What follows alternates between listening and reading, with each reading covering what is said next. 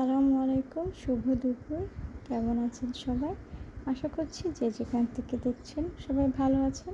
আজকে চিকন ডাঁটা দিয়ে এই শুটকিটা রান্না করব। চিকন ডাঁটা আর আলু শুটকি দিয়ে রান্না হবে।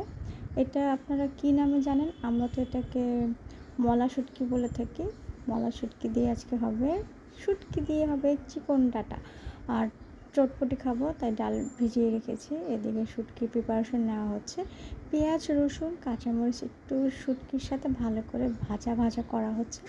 চুলা যেহেতু দুইটা চুলা থাকলে একটু সুবিধা আছে। দুই চুলা দুইটা বসায় দেওয়া যায়। মাছ একদিকে ফ্রাই করে নিচ্ছি, আরেকদিকে শুটকি রান্নাও রেডি করছি। শুটকিতে একটু ধনিয়ার গুঁড়া দিয়ে দিলাম। এটা কিন্তু তেলে যে গুঁড়া করা সেই ধনিয়ার গুঁড়াটা দিয়েছি। দিয়ে দিব সব পরিমাণ মতো মরিচের গুঁড়া। শুটকি একটু ঝাল হলে খেতে ভালো লাগে। সামান্য হলুদের গুঁড়াও দিয়ে দিব। দিয়ে কিছুক্ষণ কষিয়ে, যেহেতু ডাঁটা আর আলুটাকে ভাপিয়ে রেখেছি, খুব তেমন একটা টাইম লাগবে না রান্নাটা হতে। এখন আলু আর সেদ্ধ করা চিকন ডাঁটা। আপনারা ডাঁটা কে কীভাবে খান অবশ্যই বলে যাবেন কমেন্ট বক্সে। ডাঁটা যেগুলো একটু মোটা, ওইটা আমরা ইলিশ মাছ দিয়ে রান্না করি আর চিংড়ি মাছ দিয়েও খেয়ে থাকি, ভালো লাগে। আরেকটা ডাঁটা আছে নাকি অনেক মোটা, ওটা গরু মাংস দিয়ে খায় নাকি, ওইটা এখন পর্যন্ত খাওয়া হয়নি। তো রুই মাছ ভাজা হয়ে গেছে। প্যাটের মাছটা আমার খুব পছন্দ। এদিকে শুটকিও রেডি। শুটকিতে একটু টমেটো দেবো, তারপরে একটু ভাজা করে নামিয়ে নেব। তো এখানে মাছের জন্য যে হলুদ আর নুন লাগিয়েছিলাম সেটা একটু রয়েছে। তো পাতিলটা ধুয়ে, শুটকিতে যেহেতু একটু পানি দেওয়া দরকার ছিল, দিয়ে দিয়েছি। এরকম ঘরোয়া রাঁধুনি যারা আছে তারা করে থাকে কম বেশি। তো টমেটো দিয়ে দিয়েছি, শুটকি রান্না শেষ। এদিকে আজকে ঢ্যাঁড়স ভর্তা করব।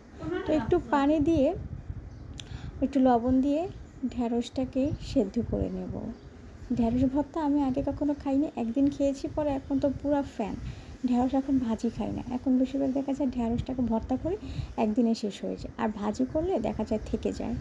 সো রুই মাছটাকে ভুনা করার জন্য পেঁয়াজটাকে একটু ভেজে নিচ্ছি।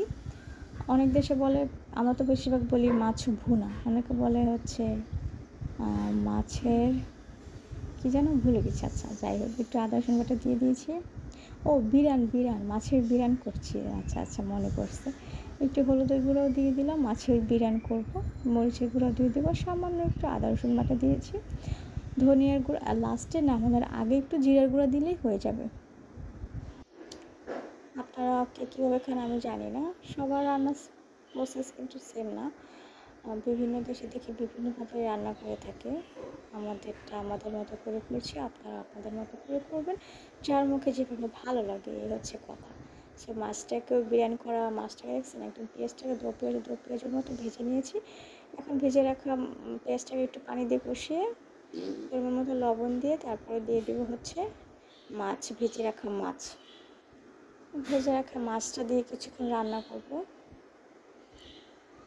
রান্না করে যখন মাছটার সাথে মশলাগুলো একদম মাখামাখি হয়ে যাবে, সেই পর্যায়ে নামিয়ে নেব। মাছটাকে কিছুক্ষণ এখন উলটপালট করে রান্না করব। উলটপালট করে দিচ্ছি।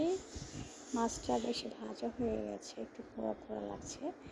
যাই হোক, এদিকে ঢ্যাঁড়সটাও সেদ্ধ হয়ে যাচ্ছে। ঢ্যাঁড়সের পানিটা কিন্তু একদম শুকিয়ে নেব।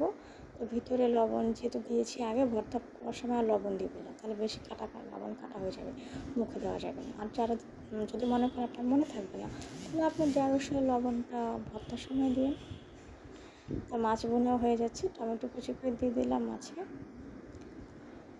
মাছটা খেতে খুবই অসাধারণ হয়েছিল। আমার রুই মাছ যেহেতু পছন্দ, আবার পেটের দিকে, আমি সব মাছের পেটের দিকটাই খাই, পিঠের মাছ খাই না। ইলিশ মাছ হোক, রুই মাছ হোক, পেটের দিকটাই খাওয়া হয়। পাঙ্গাস মাছ একটু ঝোল দিয়ে মাখা করে নামিয়ে নেব রুই মাছটাও। আজকের মতো রান্না বাড়া শেষ। আপনারা কে কী রান্না করেছেন আজকে দুপুরে অবশ্যই বলে যাবেন। যদি ভালো লাগে ভিডিওটি শেয়ার করে দেবেন বিভিন্ন গ্রুপ, আপনাদের সাথে অ্যাপ্রুভেল যে গ্রুপগুলোর সাথে আপনারা যুক্ত আছেন, চাইলে সেই গ্রুপে আমার ভিডিওটা শেয়ার করলে আমি উপকৃত হব, খুশি হব। ধন্যবাদ পাশে থাকার জন্য।